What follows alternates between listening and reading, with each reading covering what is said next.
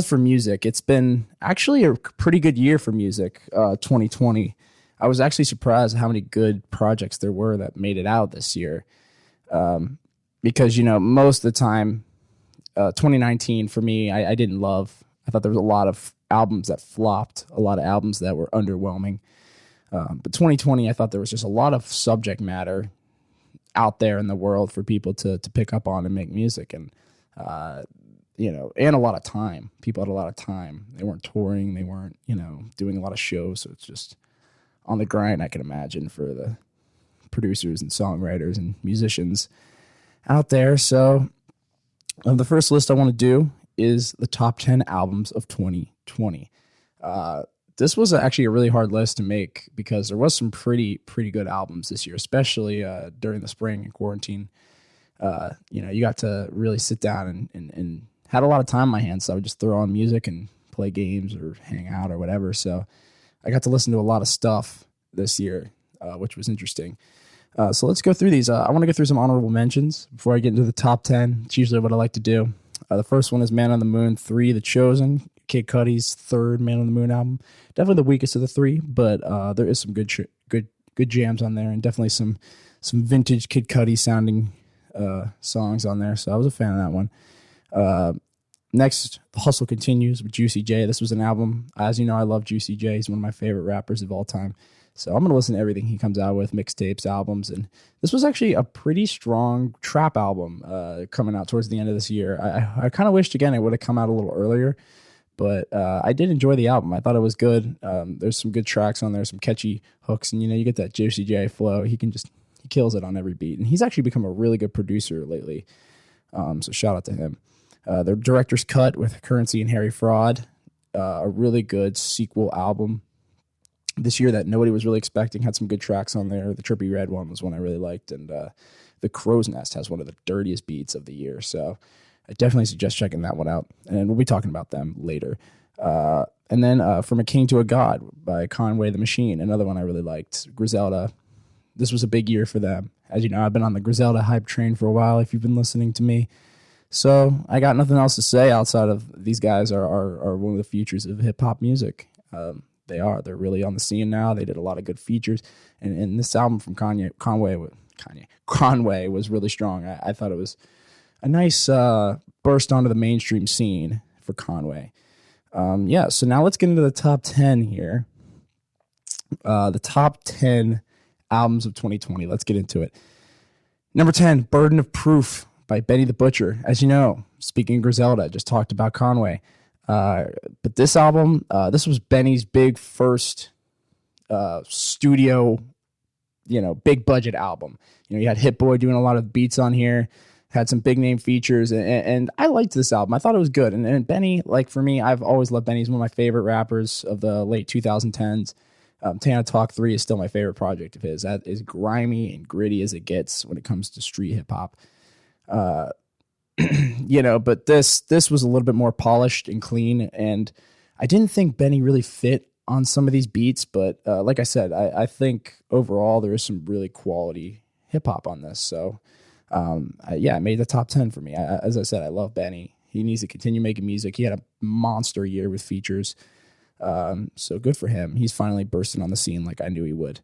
Number 9, Scary Hours by The Weeknd. This one came out in, I think, March or April, right at the beginning of quarantine. And I mean, this is vintage Weeknd. Weeknd really went back to his roots here, had a lot of slow R&B jams, but also had this really nice blend of 80s synth pop in there as well. And obviously Blinding Lights was a huge hit.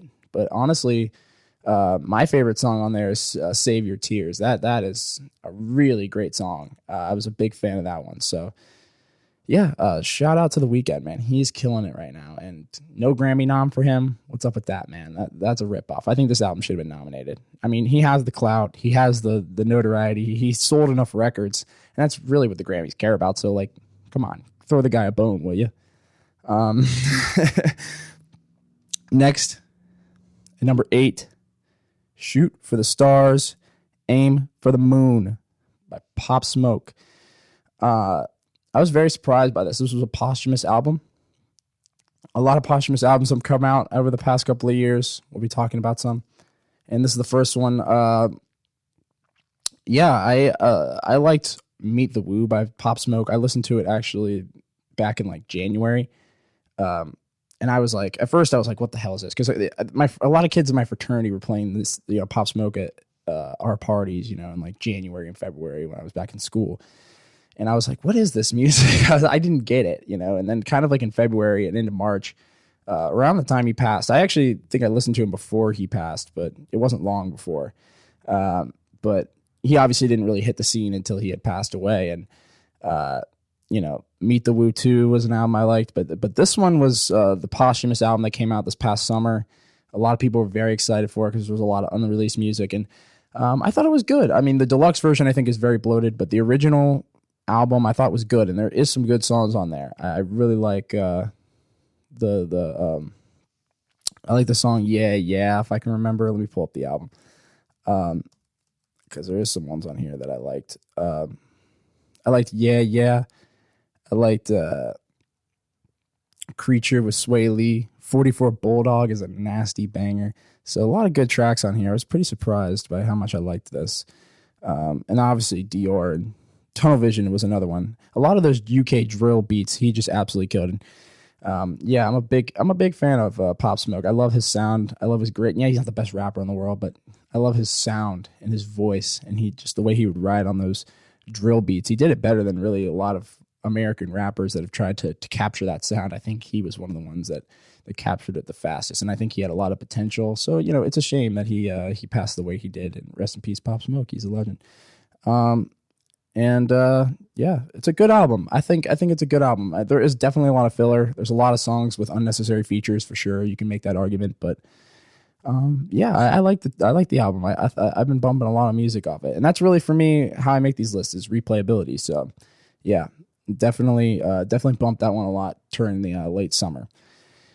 Number 7, Pray for Paris by West Side Gun. Yeah, like I said, Griselda has been on fire, and this album was really good. It snuck up on me and had some really, really, really pretty production on here, man. I was really impressed with what West Side Gun. I mean, from the album cover by Virgil Abloh, which is really got that kind of, Renaissance painting. I love those kind of album covers when people do that, where they have those kind of old,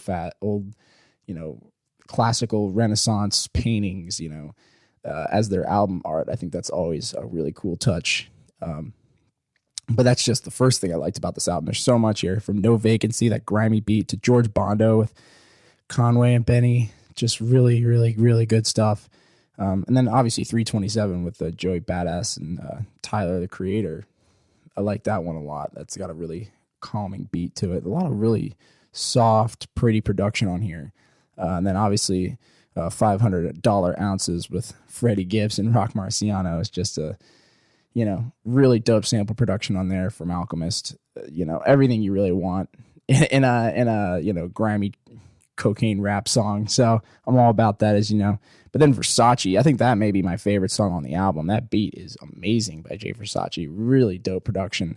Yeah, and a lot of different producers on here, a lot of different sounds, but it all kind of comes together to make one of the strongest rap albums of the year, in my opinion. I was really impressed with this album. And I'm not the biggest West Side Gun fan, especially when he tries to sing and do some of that stuff.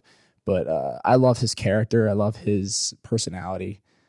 So for me, I had to include that one. Number 6 is The Slow Rush by Tame Impala. I love Tame Impala. I'm a big fan. I've been listening to Tame Impala since I think sophomore year of college was really when I got into them. Really got into Currents. I think it's one of the best albums of the 2010s, in my opinion. So I was very excited for this next album as Tame Impala kind of entered the mainstream over the past couple of years. And this album didn't disappoint. There's a lot of really good stuff on here. And not everything works for me, and that's why it's not higher up on my list. But I think that the tracks that I like on here, they work so well. And one of them being Posthumous Forgiveness, which may be my favorite song on this album. I love the way the beat switches up and it becomes kind of this very slow, reminiscent song. Very, very good vibes. This came out actually on Valentine's Day. He went up against Justin Bieber. I think he beat Justin Bieber in album sales. If not, probably not, but it seemed like it, because this definitely got better reviews than Justin Bieber's album. And I like this album a lot more than Justin Bieber's album from Valentine's Day. So I'll give it that. Breathe Deeper. It should have sold more. But Breathe Deeper, another good one. On Track, Lost in Yesterday, super catchy. I actually like Is It True, too. That's another one I really liked. That's catchy. Might Be Time. Yeah, really good mix of radio hits and deep cuts on this one. I don't like it as much as Currents. I think Currents is so much stronger. I think it's way more sophisticated from a production standpoint. And I think some of the songs are better written. But I do think this is a good album. Like I said, it's on my top 10. So I think it's a really good album. And that's why I slid in at number 6. I wanted to get it higher, but it just, there was just some songs on here drag a little bit. I think it overstates its welcome in some areas, but like I said, I'm being nitpicky. I think this is a really good album, and anybody that likes Tame Impala likes this album a lot. Number 5 on my list is Thief in the Night by Evie. Shout out to Evan. He was on episode 13 of the podcast. If you want to check that out, we did an interview promoting this album, and a little bit of bias, sure, but I really liked this album and what Evan was able to do with this. He showed a lot of range on here, from production to, mixing a lot of hip hop and pop, and even like guitar ballads and piano ballads are really, really well done. I was really surprised, and I'm not just saying this because Evan's one of my friends. I'm saying this because I think it's true, and I've always been honest with Evan about his music because I want him to be great, and I do think this album is really solid. And my favorite songs, Matador, super fun. Fast Forward, Keep Floating. I love that when he showed me that. Still love it. Best of Us is a really, really, really good piano song ballad. I was very surprised. I listened to it when he showed me that first time. I'm like, yo, this is really good. Bing Bong, I think, is really good. It has really good elements to it. I think it could have been cleaned up a little bit more, and I told him that when he made it, but it was an older song, so I think he lost some of the files for it. But, oh well. I still like it. All Right Rye is really good. That's a really sweet song. Yeah, and then obviously Late Night Drive. That was another one. And Sobriety. So shout out to you, Evan. Evie, Thief in the Night. Check it out if you haven't. Came out in January. And check out episode 13 of the podcast if you want more information on that album. Yeah, go stream it. It's everywhere. Yeah, and number 4 on my list is an album that came out in April, and I absolutely loved it. I think it almost got most of the plays for me this year. I bumped this album like crazy. Alfredo by Freddie Gibbs and The Alchemist. Yeah, what do you say about this album that hasn't been said already? It's Grammy nominated. I think it's going to win. I think it should win Best Hip Hop Album. This is the best rap album of the year, in my opinion. Well, actually, no, it's not. There is one rap album I like better than this, but it's one of the best rap albums of the year. I can say that. I absolutely love this album. From start to finish, it's very compact. I love these kind of rap albums that are very compact. They're very short, and they're just the best, because you get so many albums nowadays that are so bloated and so filled with tracks, and you're streaming through trying to find the ones you like, and you don't even end up listening to the whole thing. But with this album, you can listen to it from start to finish in 35 minutes and not waste a single minute. I mean, Freddie and Alchemist don't mess around on this album. They don't mess around. Really good stuff here. And like I said, Freddie made the album of the year for me last year. Bandana with Madlib. It's an incredible, incredible album to this day. And this one, I think, rivals it. I like Bandana a little bit more than this album, personally. I think a lot of the production on there is a little bit more ambitious than this. And it's a little bit denser of a project. But, man, I really loved Alfredo a lot. And I think it's going to win the Grammy for sure. It should. I was lobbying for Freddie to get nominated for a Grammy for Bandana. So I'm glad he's finally getting that mainstream recognition he deserves. I've been on the Freddie Gibbs hype train since like 2017, so I'm ready for Freddie. But as for Alfredo, man, I mean, what can you say? The production on here is top notch from Alchemist. Alchemist is one of the best producers working today, period. Everything from the guitar on 1985 that's just so loud and so filled with personality. And then you got God is Perfect, which is just a nasty banger. Nasty production on there. And then you get into Scotty Beam with Rick Ross with that pretty piano production. Wow, just really great contrast throughout this thing. And then you get Frank Lucas with Benny. That's just nasty as hell. And then you get into Something to Rap About, which is probably my favorite song on this whole album, and it is incredible. That guitar sample is fantastic. I love the luxurious on the water feel you get from this song. It just definitely has that laying on the beach kind of sound, and I'm all about it. And Tyler's verse on here is fantastic as well. Great features. I love Baby Shit and Babies and Fools. Those are two great ones. And Skinny Suge is another one that I thought was good. I mean, this whole album's pretty solid and has very little filler. And I think it's going to be rap album of the year for the Grammys. And if it's not, then, it's just more of a reason why the Grammys is a complete joke. But I don't know. Maybe they can redeem themselves this year and actually pick a worthy album. And that is Alfredo. I think it deserves to win. It's great. It's one of the best rap albums of the year from a rapper and producer that are just at the top of their game, especially Freddie. Freddie has been absolutely on fire these past 3 or 4 years. I mean, from Freddie to Fetty to Bandana to this. I mean, the moon is the limit with this guy. And now he's getting a lot of mainstream attention, from his Instagram and all of that. So, it's about time. Much due for Freddie Gibbs. And The Alchemist, like I said, he's one of the best. He's one of my favorite producers.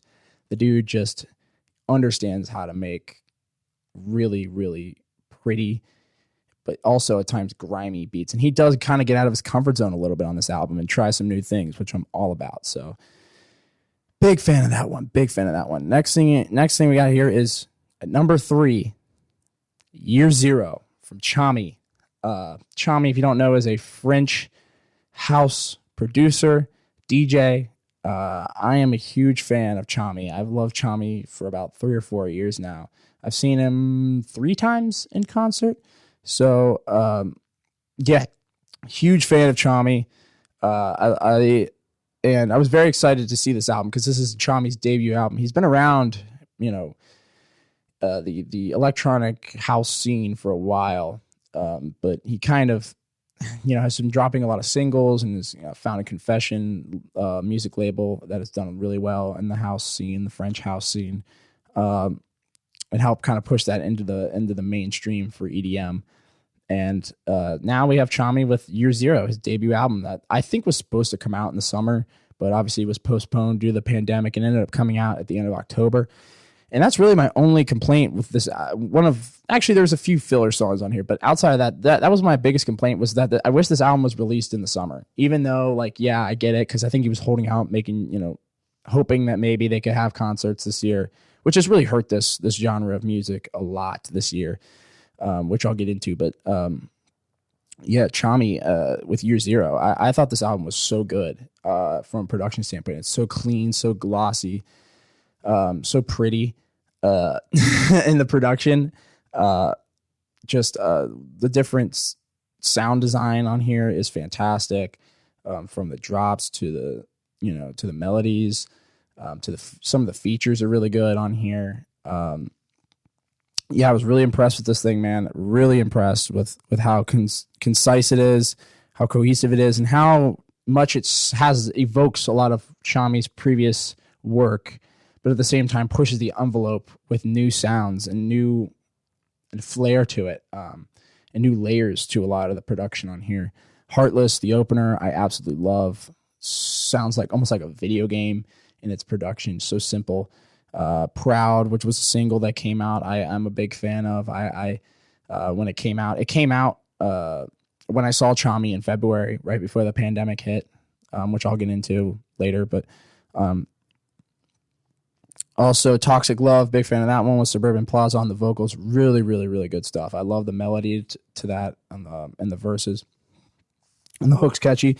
And the drop, I wish had a little bit more melody to it. It's just straight bass, which I'm fine with. because this album has a lot of melodic drops. So I was fine with just like a hard, heavy bass hit in Toxic Love. Buenos Aires, another single I loved. Praise is a song with Gunna I absolutely did not like. It's one of the few songs I did not like on this album. I like the melody and the beat, but Gunna's vocals do absolutely nothing for me on this thing. But then you get into Shine On, which I think is one of my favorite songs on the album. I mean, just gorgeous production. I remember hearing it for the first time. I'm like, oh my God, this is ridiculous how good this is. And he kind of changes up the tempo, goes about 110 BPMs, and just slams you over the head with this really pretty production. Because usually when you hear that, songs at that BPM, you usually hear harder production, more trap-based, harder bass. But with this, he went prettier, and it works so well. All on Me, which we'll get into later. I absolutely love that track. The Light, Sweet Savage, Monsignor, Rebirth, which is, I think, my favorite song on the album. I absolutely love this with Stacey Barth. When these two get together, it's magic. Chami and Stacey Barth got a special chemistry. And then Born Again, banger as well. And the Ain't That Kind of Friend is a low-key good one on there. So, yeah, really solid album, man. Really solid electronic house album. Future house, if you like that, if you like pop house, any of that, you'll like a lot on this album. It has a lot. It even has those touches of hard French house and bass house on here as well. So a lot for everybody, and it's also not too hard, but not too, poppy. It's kind of got a nice blend of the two, while also having this very elegant production to it. So Year Zero, it really blew me away, and is solidifying why Chami is one of the best and most underrated, I believe, artists working today and producers working today. Really great stuff. Number 2, we're down to the top 2. Number 2 on my list is The Outrunners by Currency and Harry Farad. Yep, I was blown away by how good this album was. I was absolutely blown away. I couldn't believe it because I love Currency. I've always had a soft spot for Currency. I love the sound of his voice, his flow, his slick bars. And yeah, he's not the best rapper in the world. I get it. There was a lot of complaints. He does, but he's so consistent. He's always dropping projects, always coming out with new work. And, he's always working with new artists, older artists. And this album, from start to finish, has some of the best beats of the year. Harry Fraud comes through with some absolutely incredible production throughout this entire project from start to finish. From the opening track, Offloading, which has an awesome vocal sample and just hard-hitting bass, and Currency goes in. It just makes Currency's job so easy. As when you get beats like this, it's hard to screw it up. It really is. And Currency kills it. Cutlass Cathedrals. Oh, my goodness, man. That beat is incredible. I was listening to this like, yo, this is off the hook. And nobody's talking about this album. That's the thing. Nobody is talking about this album at all. If you look at any album of the year lists, you don't see this album anywhere. And I can't believe it because it is such a strong album from start to finish. And from the hooks are catchy. The production is top notch. It's so crisp. 90 IROC Z with Wiz. You get great vocals from Wiz. You get a great singing from Wiz. I was so surprised. I was like, this hook is great. The piano production on this song is so good. Man, it's good. And then you get Golden Chrome, which is one of the best quarantine songs of the year, period, man. The subject matter, how Currency talks about, his son and how he wants him to, hopefully grow up in a world that's not like the world we're living in right now in 2020. So it was a great encapsulation of the summer when there was a lot of confusion and uncertainty with the future of this country. And there still is. But it was really well captured by Currency, I think, on that track. And the production, like I said, the vocal sampling, the horn production is just so beautiful. It's really well done. And I love the whole, it's kind of building off the Marina from 2018 when these two collaborated and made that project, and I really loved that album. So seeing them come back with this is even better, I think. And then you get Mugello Red with Rick Ross, that really hard-hitting not tropical, like almost, sounds kind of like a marina, that kind of, you hear the water and that very watery kind of production. It's kind of hard to explain, but you got to listen to it. Rick Ross kills it. It's perfect Rick Ross beat too. Then you even get Kanye the Machine on here and Riviera Beach, like that one. But Seven Seas has probably one of the nastiest beats on this whole project. Oh my goodness. And then I also love In the Coop with Jim Jones and Pounds of Paper. I mean, this whole album. And another one that's not that long. It's only, I think it's only 25, 30 minutes long. So, I mean, just take that time and listen to an album that's just so well done and so concise. And then even check out the director's cut, like I mentioned earlier. There's some really good tracks on there. Like I said, Crow's Nest, Quicksand, 180 Days. So, yeah, there's some good ones on there too. But the Outrunners, I would listen to that one first, or even the Marina. But the Outrunners, I think, would be the one to listen to first. I think this album is fantastic, and nobody's talking about it. It's one of my favorites of the year. It is my favorite rap album of the year. I bumped this album so hard. It came out, and I think it was August or September, July or August, I think. I think it was like July or August when this came out, and I was bumping this heavy into September. And then I was still bumping this album when the director's cut came out. I'm like, wow, a whole full album worth of B-sides. I'm down. So, yeah, really good stuff. Really good stuff. I loved it. And let's go on to my number one. My number one album of 2020 was an album that I was not expecting to like at all. And that is Mac Miller's Circles. This is my number one album. I could not believe how much I love this album. I could not believe it. And I talked about this in one of my episodes last year around this time when it came out. I think it may have been my top 10 of 2019. I don't know. Go check that one out, episode 14. But I talked about Mac Miller's album, and I was saying pretty much what I'm going to say now. It's the same thing I feel. This album, I was not expecting to like it, because Swimming from 2018, I did not like. Divine Feminine, I did not like. So I'm like, okay, I'm not really a big fan of the direction Mac Miller's going in. And then he obviously, unfortunately, passes away. And I do like songs on both those albums. Swimming, especially, I actually do like a few songs off there. But I thought it was kind of a boring and weak and flavorless album for the most part. But man, this album, I listened to this and I was like, this is going to be a lot of the same generic stuff. It's a posthumous album. I've not been a fan of a lot of the posthumous albums that had come out before this one. And I was like, this has a recipe for a disaster. And I listened to this thing and I could not believe how good this album was. I couldn't believe it. I was like, this is unbelievable. Max singing on here? Holy cow, man. I mean, it works so well. And yes, he's not a great singer, but he works so well over this production that it fits perfectly. And that's the thing. You don't necessarily have to be a great singer. It's really how you sing and what you sing over is what makes it sound good. You can be a bad singer and still make good music. It's really how you use your vocals and how and what production you're using. And Mac, I guess, understood that for this project. And man, I was so blown away with how good this album was. I really was. It was so good from top to bottom, man.